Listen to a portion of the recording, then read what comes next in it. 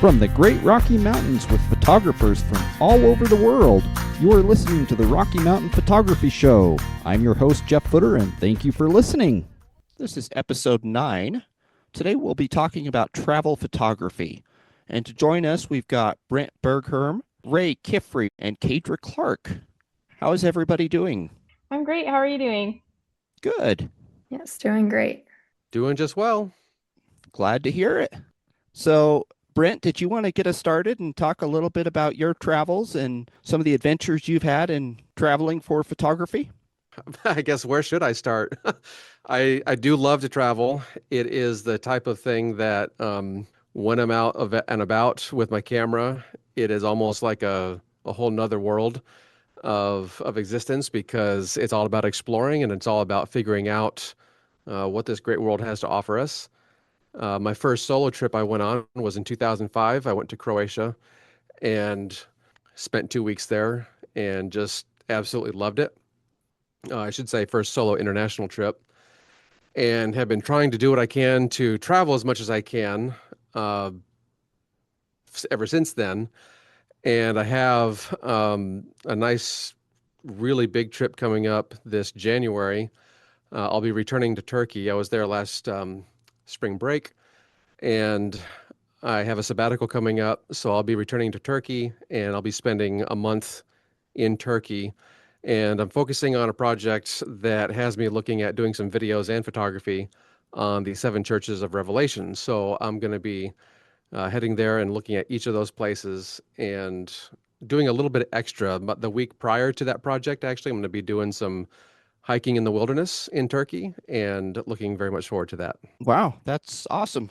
Actually, the only time I've been abroad was when I went to Germany in 2006, 2005. And yeah, things were a little bit different then. I remember For sure. I took about 40 rolls of 36 exposure slide film. Yes. And the fun part was trying to organize all of them when I got home. That's the biggest thing that digital has changed for me is organizing photos. Oh, yeah. When I went to Croatia, I had 100 rolls of film, and I made the TSA, well, they weren't called TSA at the time, but I made them hand check every single roll. So they swabbed it and, had it tested for explosives or whatever they do. And or maybe it was called TSA back then. But anyway, yeah, it's definitely a different travel, much lighter now, and very much happy about that for sure. What about you, Ray? What do you, I know you get out and travel a little bit for your photography. You do mostly bird photography, right? Can you tell me a little bit about that? Yeah, for sure. So like you said, I focus a lot on birds, especially birds of prey. Lots of owls I like to photograph. So I pretty regularly travel around mostly like the American West. So, I'll go up Wyoming, Montana a lot, to the national parks. But I've also been to California, I think twice in the last year or so. I really like that. But a lot of my travel is just based around chasing different birds. So sometimes I'll have like a target that I'm going after specifically, or I am just wanting to mix it up or look for a different species. Depending on, the season, there might be better spots for specific birds. So yeah, a lot of my a lot of my travel is just based around going out and finding birds. And it's really really fun just going to different areas and just seeing like what's in each state. Or I did my first international trip last year. And it was really cool because just based off of other people that I know who do bird photography, I was able to go out and shoot in Italy, with people that I met online through photography, and that was a lot of fun. So, yeah, that's a lot. That's a lot of how I travel is just going after birds. And do you typically travel by plane, train, or automobile? A little bit of all of those, I guess. Mostly auto. I've been road tripping a lot, especially the last few years since getting into wildlife. And I picked my new car that I bought last year very like it was very much influenced by being able to do this. So I set it up so that I can like easily camp in the back. It's got like a mattress back there. So it's definitely easier to do road trips, but I fly out a lot too. It just depends where I want to go. And if there's like spots I want to stop along the way. So if there's good birding on the way, I'll probably drive. I haven't traveled nearly as much as I'd like since having a family, but Yes. over the last year, I've been to Oregon probably 6, 7 times, just to visit with my parents and stuff. But I've done photography on those trips. But like you said, I drive every time, and I actually have a little inflatable mattress that goes in the back seat of my pickup that I just camp in the back of my pickup. It makes it so much easier. Yeah, it lets me travel a lot more too, to not have to worry, especially in like busy seasons, things can get really expensive. So, it makes it easy to, do the weekend trips. It's one thing that I don't have to worry as much about. It's not the comfiest, but I don't really think about the comfort as much when I'm out. It's more just wanting to be outside and seeing the animals. And what about you, Kadra? Can you tell me about your travels? Yeah, so I am a wedding and lifestyle photographer. So I do a lot of driving, especially here, like in Wyoming, Nebraska, you have to drive a lot to get anywhere. But I kind of travel Wyoming, Nebraska, South Dakota, Colorado, all of those by car. And then after that, I was recently in Washington for a wedding. I am headed to Cancun in a couple weeks for a wedding.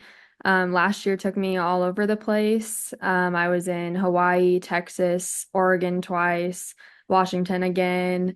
I was in Montana a couple weeks ago. So yeah, I'm really all over the place. There's no bounds, I guess, whether it's plane or car. And it's been really cool to meet a bunch of people and see like all these new cool places. Especially like Mount Rainier a couple weeks ago was such a cool experience. And that is so pretty up in that area.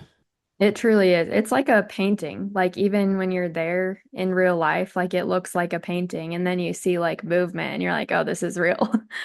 I just went to Panther Creek Falls. I don't know if you've ever heard of that, Brent, Yeah. I've not been there myself, but I know what you're talking about. but that was probably one of my absolute favorite waterfalls I've ever been to. Is up in by Carson, Washington, which is actually a little bit south of where you were at, Kadra, but it's like you were saying, it's like a painting. Even when you're there, it's like you're in a painting. Mhm. So when all of you travel by plane, do you check your camera equipment into the luggage, or do you just carry it on the plane with you, or how does that work? I always carry it on with me. One time I traveled to Boston and I decided to bring my big tripod, and that was the only time I had a problem. And the problem was that it crushed against my shaving cream can and exploded my shaving cream all over everything. So I use a travel tripod, and everything comes on the plane with me. And over the years, I've really pared it down. Uh, like when I go to Turkey, I'm not going to be taking my current plan is anyway, I won't be taking a long lens. Everything is going to be from 14 to uh, what roughly 125, somewhere in there, 105, 125, somewhere in there. And so by making that kind of a decision of paring it down, it just makes things a lot more convenient. And I just would be way too nervous. Uh, I'd just be way too nervous putting that stuff under the plane. There was a time also, I forget where I was going. uh, I had a watch that connects to my phone via Bluetooth, and I had decided, oh, hey, I'm going to put that in my bag. And I remember I was on the plane and I checked out my connection app on my phone, and sure enough, it was within reach. I was like, yay, the bag made it. Um, but on the next flight, it was too far away, so I wasn't able to read it. So the bag did make it, but still, it's just like I'm just too nervous to put any of that gear in the checked baggage otherwise. I don't blame you. What kind of tripod do you use? So the one I have now that I primarily use is a Manfrotto Go 190 Go, and it's the carbon fiber model. They have an aluminum model as well, but I primarily use the carbon fiber model, and that's big enough to support the Canon R5 fairly sturdily, and it gets fairly tall, but it compacts decent enough that it'll fit into my carry-on backpack. I actually use a cheap clone of the Peak Design travel tripod. Okay. It's made by Newer. All It's right. actually it's a pretty solid, good tripod, but it's a whole lot cheaper than what Peak Design would charge for theirs. Yes, they're proud of their products, that's for sure. So what is everybody's favorite way to travel? I'm definitely I enjoy driving. I grew up rodeoing, so I've always been such a driver. Um, so I don't mind driving. I hate how many miles I've put on my car in this past year. I mean, I have to get a new one already, but yeah, I also don't mind plane. I've gotten pretty used to it. So it hasn't been that bad, and I feel like I've been pretty lucky in my planes. Like I haven't really had many delays and things like that. And I know some people, have those traveling horror stories with like delays and always getting canceled, but fingers crossed, and luckily I haven't had any of that yet.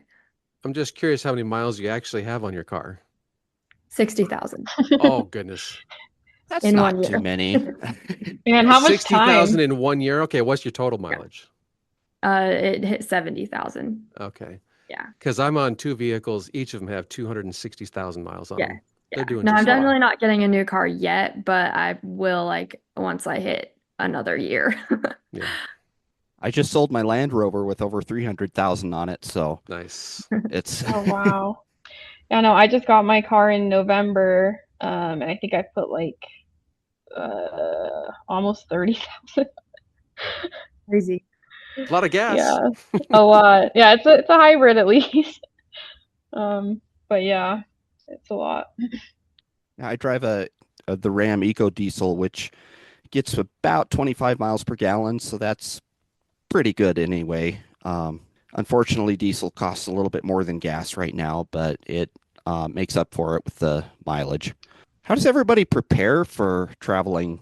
Is there a checklist that you guys go through or something like that? I do. I actually have my carry-on suitcase just packed with like basic things. So just like toiletries or stuff that you need on like every trip, chargers and things like that. So I think it makes it easier for me to do more spontaneous trips where I just have to like throw some clothes in. And then I have my camera backpack pretty much always ready. I take it with me almost everywhere, even just in like my day to day.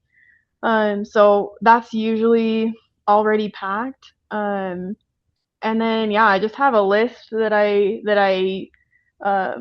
pretty much make the same list over and over again, and I set it on my counter before I leave on every trip, and I just make sure everything's crossed off. But I think that makes it easier for me is just like always knowing my camera bag is ready to go and my suitcase just needs some clothes tossed in. And then with the car, sometimes there's some prep with that, but I have that mattress pad in there too. So I try to set it up so that there's not really any reason that I shouldn't be able to go on a road trip on any weekend. Yeah, I'm kind of the same way with like the lists and kind of leaving certain things like still in my carry-on so that they're all just in there and ready to go. For me, it depends on largely where I'm going and what I'm going to do there. Because as they were answering, I'm just trying to think of the different scenarios. When I went to Hong Kong, my purpose to go there was to go hiking on the outlying islands, not to go into the concrete jungle and get the urban city. I wanted to get the more rural, which is completely not what you think of Hong Kong. And so that meant that I took a regular day pack that has a nice hip belt on it, and that I have a camera unit that would go into any day pack. And I'm actually going to take that back to Turkey this time around. If I need to bring my computer, which these days I usually do, that might modify a little bit of what I take as well.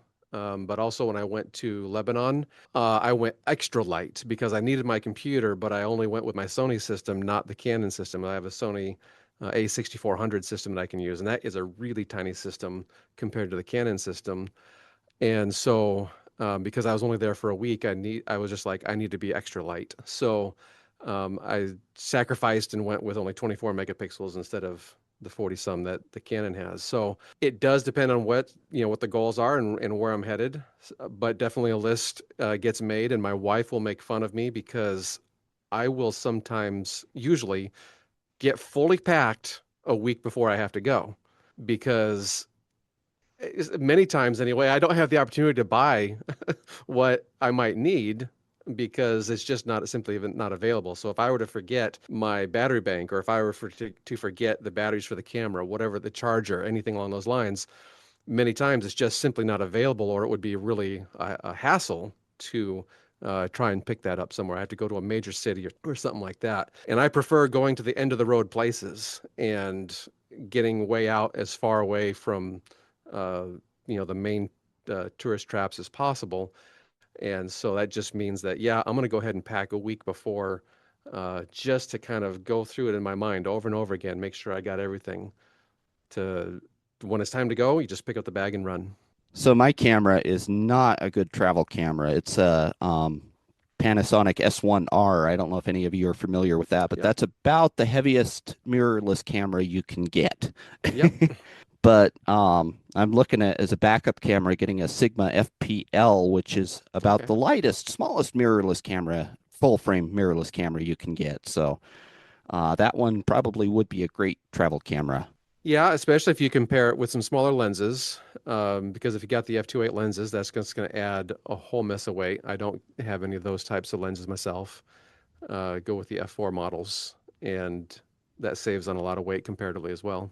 So my main lens, I've got a 24 to 105 f4, which is a pretty heavy big lens, but I also bought it's just a cheap $200 kit lens. It's the 20 to 60, which I've been pretty impressed with the performance of that lens. And I've taken that hiking several times, and it's great for just a little lightweight lens to carry around.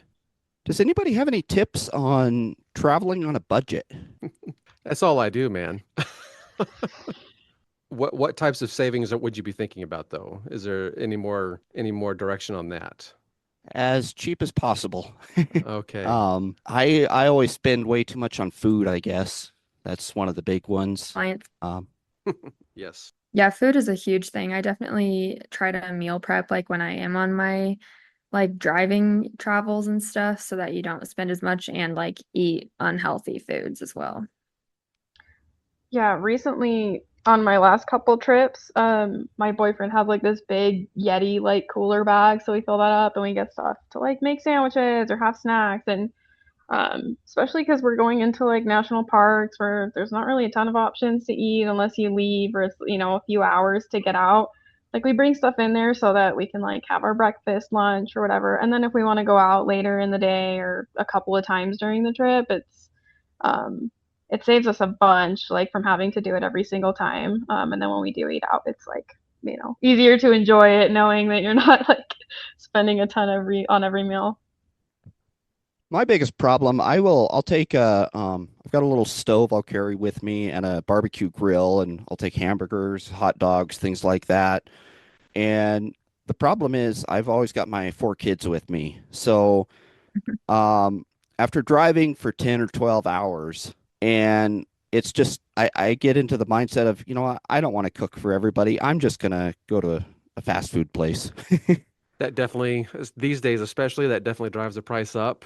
Um, I too have four children. The oldest is almost 22. The youngest is 11. So I don't know how old your kids are. I'm guessing they're a little bit younger. But this is one thing too. A lot of people ask, "Oh, do you travel with your family?" And I'm sorry to say, my budget doesn't allow me to travel with my family. Um, I totally wish it did, but we're a single income family, and with buying even two plane tickets, that's virtually impossible. But getting back on the question of budget related items, like last year, I chose to go to Panama because the round trip ticket was only $300. And so, that's just, you can't fly most of the places in the US for $300. And so I went and spent 2.5 weeks. But another thing I do to save money is on that entire trip, I think ate in 3 different restaurants. So what I'll do is just go to the grocery store, but you have to have a way to, of course, prepare your food. I always look for places that have access to a kitchenette or kitchen or something along those lines. And when I can do that, then everything is way cheaper because I can go to the grocery store and buy 3 days worth of food for 2 visits to the restaurant. And that's just way better for saving money. Plus, I have a couple of dietary issues that I need to really pay attention to. And when I go somewhere else, first off, I'm a vegetarian, but secondly, I'm allergic to dairy. When I go somewhere else, I'm guaranteed to get sick if I don't really pay attention. I have spent a good long weekend in the hospital in India and in Hong Kong. I don't want to do that again. So I'm going to be buying my own food at the grocery store and preparing my own food as much as possible. And it saves a Ah, bunch of money. I've got that stupid dairy allergy as well. I don't get real sick from it, but I break out in hives every time I have dairy, which is not fun.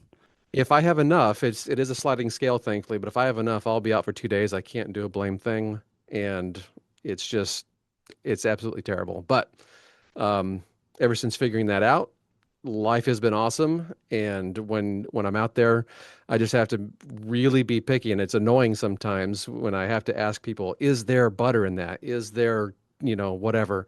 But it keeps me healthy, so I have to do it. Does anybody have any tips for traveling light?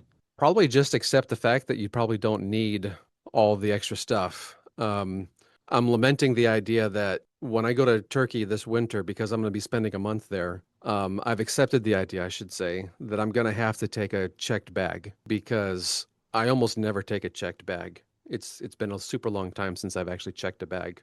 And so I like to travel light, and by having that set amount of space of what you can pack in a carry-on size bag, and then the camera bag I usually will take with me is actually just a shoulder messenger style bag. And so when you force yourself to travel light like that, and just find ways to make it work, that's going to absolutely, especially going on an international trip, that's absolutely going to be really a good thing because you don't want to be weighed down. You don't want to be making decisions. Oh, I would do this except for I have this 50-pound bag that I got to worry about. Uh, that's kind of that would be the thing I don't want to do is have my gear uh, dictate how flexible I can be. I want to have my flexibility dictate my gear.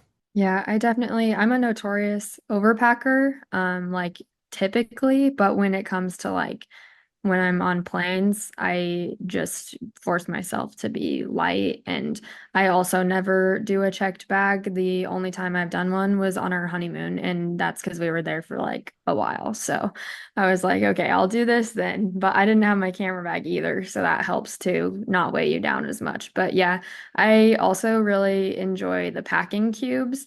You can just get Oh like yeah. them on Amazon. That has been super helpful because it kind of like puts everything that you need together. So you could put like all your socks in one and then they're kind of separate from everything else. And it helps like compartmentalize those things in your carry-on and make it like a little more compact. So that's super helpful. Yeah, and I guess I don't have a ton else to add there. I'm similar. I just kind of accept that that's the space that I have. With my clothes, I just try to pick stuff that like goes with everything. I don't have a very many like graphic outfits or anything or shirts. So everything's very plain that I can like mix and match it. It gets a little bit harder in the winter when I'm going places like Yellowstone, just being able to pack all of the winter gear. Um, but yeah, I kind of picture myself like in situations and like how much gear am I really comfortable carrying around with me if I had to have it on me? Because like my camera is always on me pretty much. So anything more than the carry-on is not really doable or comfortable. What is everybody's favorite travel locations? I guess just because I was there so recently, I enjoyed Mount Rainier. That was a really cool experience. But Most recently, I really liked California. Like I've been around Point Reyes a few times in the last year.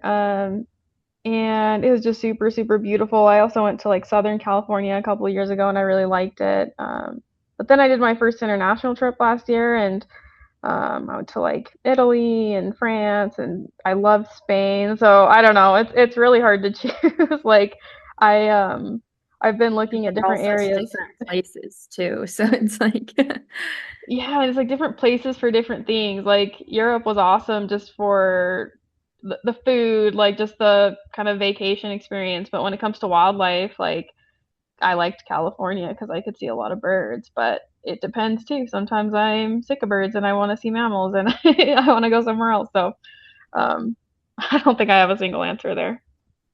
It's tough to nail it down to a single destination. Broadly, I would answer that question to say almost anywhere that's 100 miles from home, because being I, uh, I identify myself as a travel outdoor photographer, and while I was in my 20s, I really photographed a lot in this area around me, the Walla Walla Valley. I really haven't done much of that in the last probably 10, 15 years. And part of that is because this thing we sometimes call our backyard syndrome. When it's in your backyard, it's just not very exciting. And I totally embrace that. And I don't force myself to go out shooting locally because it takes me away from the family. And so when I'm home, I have to be engaged in the family uh, as best I can anyway. And so when I'm when I'm shooting and when I'm traveling, those are usually it has morphed into is a very distinct, this is dad's time out, so to speak, to where this is what I'm doing and this is the time frame in which I'm doing it. So I've been able to carve out this time that I get to do this. Now, the last time I was able to carve out time was spring break. The next time I get to do this is in January. So that's like 9 months spread from going out and shooting. A part of me hates that, but another part of me says this is reality, and I've learned to accept it. But to a little more pointedly answer your question, the place that I would say is in a heartbeat, if money weren't an object, because it can be expensive to travel there, I would absolutely go back to Plitvice Lakes National Park in Croatia. It is by far the place that is just so incredibly amazing. While it's called Plitvice Lakes, it's all about the waterfalls. There's three main rivers that feed into this place, and they have there's a mineral in the water. It chokes the plant life, the roots of the plant life, which causes this karst growth to happen. And these lakes, there's 16 main lakes that have happened there. They have trails and boardwalks and everything that just covers the whole place. It's really large, and you cannot cover it in a day. And if you like waterfalls, this is absolutely the place for you. And it is just absolutely phenomenal. I was there for my second time in 2017, and I had planned to spend a full 2 days there. Unfortunately, they had the largest rainstorm come through the country that they've had in like 2 decades. And so I got rained out basically. And because of that, I was trapped in this little city of Zadar. I became a day tripper. I hated the idea of becoming a day tripper because that meant I showed up at like 9:30, 10 o'clock, and I had to leave at like 2:30, 3 o'clock.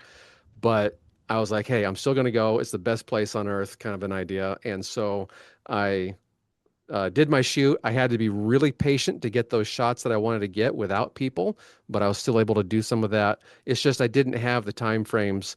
I was planning on being there from 7 a.m. till about 10 a.m. when the day trippers show up at around 10, and then I'd get back in there at like 4 p.m. and then shoot till about 7 p.m. I wasn't able to do that. That's still on my goal, my bucket list. Also to shoot there in the wintertime when they have snow. That's also on my bucket list. But otherwise, the world is my oyster, and as long as it's 100, 200 miles from home, I probably have a significant interest of going there to shoot it, unless it's like North Korea. I don't have a significant interest to go there. No, me neither. I know this is a boring answer, but my favorite place is Yellowstone, and it's only about a 3 hour drive for me. So the kids are used to getting up at 2 o'clock in the morning and getting in the car and heading up there at in the middle of the night to be there when the sun comes up. So um, that would be my answer. That's hey, it's accessible, and that you have your kids do it. I also a lot of respect. That's good. Yeah, definitely one of my favorites too. Like Yellowstone and Grand Teton National Park. Definitely the spots I go to the most, and it never gets old. Did anybody have any final tips for traveling before we finished up? Well, I guess one thing I might say is maybe it's a no-brainer for some folk, but with the advent of the smartphone, it's been really good when you're on site. Go ahead and get yourself a local SIM card when you are traveling internationally. If you have the opportunity to do an eSIM, certainly do that. A lot of times, like when I was in Panama, it was really cheap I got a month of service. I wasn't there a full month, but it was fairly cheap. Um, and very much worth it because you then of course have your data access and everything. Verizon and T-Mobile and some of these others, they have international options for when you're traveling, but I found them to be more expensive. So I'd rather just buy a local SIM card for the tourists, and if it's cheaper anyway, and just run with that. Things have changed so much. Back in 2005, when I went to Germany, I didn't even have a cell phone. I Right. had to buy a international calling card and just use payphones. Yeah, it's definitely I forget when I first traveled with a smartphone, but it was like, wow, this is crazy. I can just text my wife immediately and I'm 10 hours time zones away or whatever. It's just nuts. Nowadays, I don't even think my kids know what a payphone is. No. All right, and where can we find your work, Brent? So I've got a podcast that you can search in your favorite podcast player. Um, it's called Exploring the Great Outdoors. I haven't recorded an episode in quite a while. I'm in the middle of rebranding some items on my YouTube channels. You can find me on YouTube. This is where I'm most active right now, and that is Exploring the Ends of the Earth. And so I've got 9 videos from Panama there and 5 videos from Turkey right now. I'm trying to finish up my remaining videos from Turkey before school starts. And then also I have Printing My Photography. That's the name of the channel on YouTube. And we look at all things related to making awesome fine art prints of photography. And so whether it's dye sublimation prints, I've got a dye sub printer here at the school that I use to print on metal or any other dye sub related substrates. I got my own 44-inch wide printer at home. I got other printers here at the university that I'm able to use.